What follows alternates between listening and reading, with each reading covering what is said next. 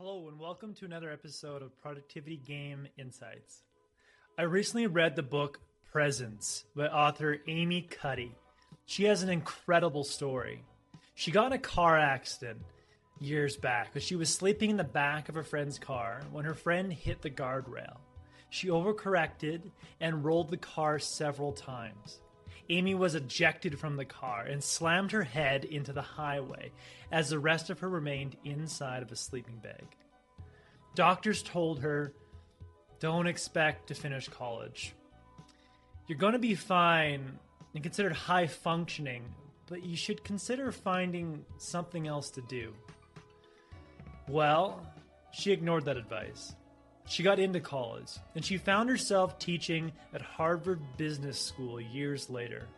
She became a TED Talk sensation, and now has written this great book, Presence. All of this from a girl that felt like an imposter from the moment she tried to get into college to the moment she became a Harvard business professor.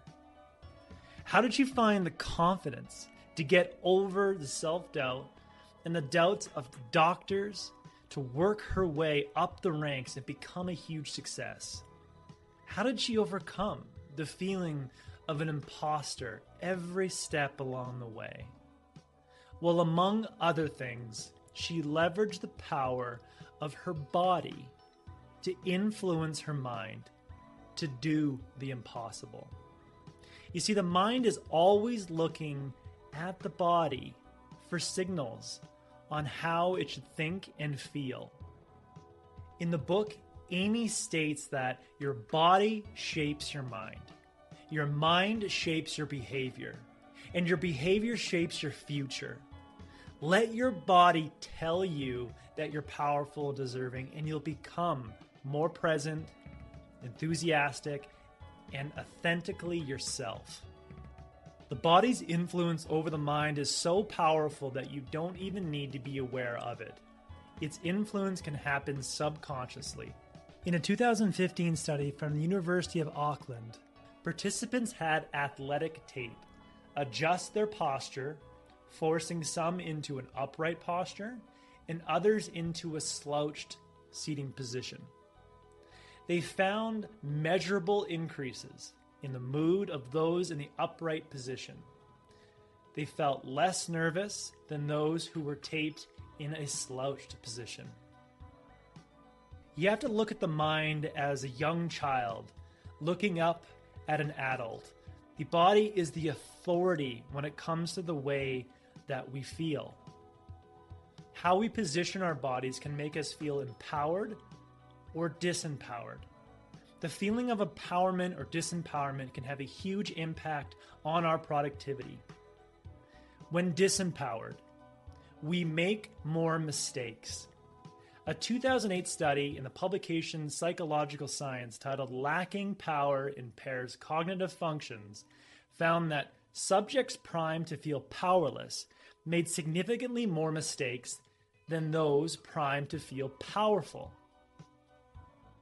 Next, we become easily distracted and highly impulsive when feeling disempowered. Amy Cuddy summarizes a study in her book by stating, "Feeling powerless made it hard for people to block distracting information and to control their cognitive impulses." And lastly, we neglect our goals. Amy Cuddy states that powerlessness induces something called goal neglect, the general phenomenon of failing to remain focused on a goal, which prevents you from executing the necessary task. How about when we feel empowered? Other than it just making us feel great, how does it actually improve our performance? Well, first of all, it makes us highly resilient to pain and setback. In one study, participants took a leadership questionnaire. They were then told at random if they fit either in a high power category or a low power category. They were asked to submerge their hand in a bucket of ice water. The researchers told participants that they could remove their hand at any time, but that the goal of the study was to see how long participants could keep their hand in the water. And what did they find? Not only did people in the high power roles keep their hand in the water nearly 45 seconds longer than the powerless subjects did, they showed fewer nonverbal signs of pain. Next, empowerment enhances creativity. Powerful people are more creative because they are less self-conscious about expressing feelings and beliefs, which frees up and expands their thinking. In one study, subjects were asked to imagine if they were applying for jobs in a marketing firm and had to come up with names for new products, including a pain reliever and a type of pasta.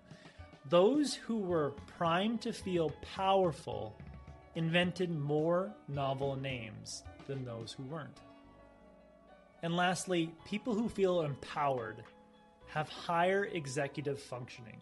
That means they are more decisive and they are more assertive. This is because empowered people feel more resourceful. They don't rely on the behavior of others. So all this talk about empowerment and disempowerment can feel a little wishy-washy. Where's some tangible evidence that one is feeling empowered? How can we actually know? Well, empowerment can actually be measured within the body. Empowerment has a hormonal signature in the body. When empowered, your body increases the amount of testosterone and it lowers the amount of cortisol in your system.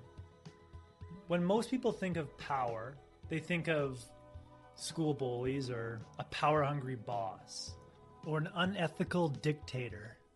But this type of power is characterized by high testosterone and high cortisol. In a 2005 study titled Hormones and Ethics, Understanding the Biological Basis of Unethical Conduct, co-author Robert Josephs explains that testosterone furnishes the courage to cheat, and elevated cortisol provides the reason to cheat. If we have a way to keep our cortisol low and testosterone high, we act more for the good of others and are a lot less self-serving. Amy Cuddy conducted a series of studies that showed an increase in testosterone and a decrease in cortisol simply by holding power poses for 60 seconds at a time. She states that in our sample of men and women, the high power posers showed a 19% increase in testosterone and a 25% decrease in cortisol. Low power posers showed the opposite pattern. So if empowerment is found by increasing testosterone and lowering cortisol, and power posing generates the empowerment effect in the body and the mind, then what can we do to cultivate this empowerment throughout the day? Well, here's what we can do. In the morning, when you go into the washroom to brush your teeth, hold a Superman pose. Put your arm on your hips and the other hand brushing your teeth. Look powerful in the mirror. You're giving your brain signals of empowerment. At work, get up from your desk and stand. Do wide stretches by opening your chest and your shoulders. Walk around the office or outside with some swagger. And put away that phone. The iPhone posture is one of the most disempowering postures we can get ourselves into.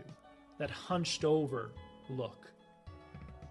Next, if you get on a phone call with a client, put on a headset and stand up and talk using body gestures.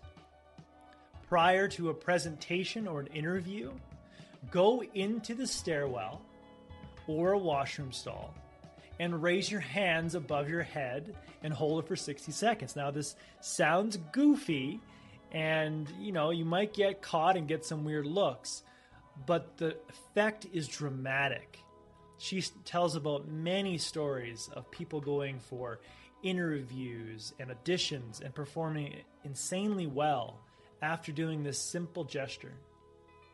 Next, during a meeting or a negotiation, have your shoulders back as you sit and make your body as wide as possible. If there's a chair beside you, just rest your arm on it. This will fuel the feeling of empowerment that you need to have a successful negotiation or meeting. I leave you with 2 quotes from the book. Taking control of your body language is not just about posing in a powerful way. It's about the fact that we pose in a powerless way way more often than we think, and we need to change that. So be mindful of your body positions throughout the day. They have a dramatic effect on how your mind functions. Expanding your body clears your head, making space for creativity, cognitive persistence, and abstract thinking. I highly recommend this book for those who want to increase their performance and break free from the imposter syndrome. I have developed a 1-page PDF summary of actionable insights that I gathered from the book, and a mental checklist that I go through to stay empowered throughout the day. If you would like a copy of this, just click the link below, and I'll be happy to email it to you. If you already subscribe to the free Productivity Game email newsletter, then this 1-page summary will already be in your inbox, and you will continue to receive future 1-page summaries. Thanks for listening, and I hope you have a productive day.